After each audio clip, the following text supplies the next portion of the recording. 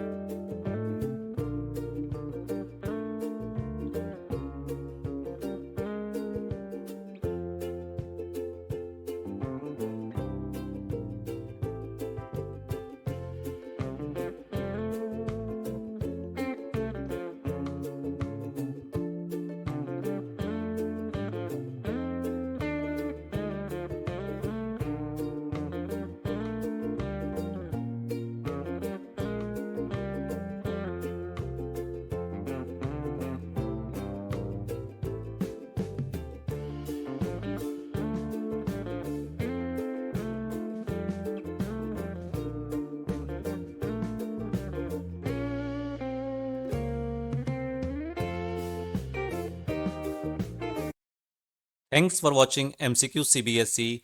Please like, share and subscribe my channel to get regular update. Thank you.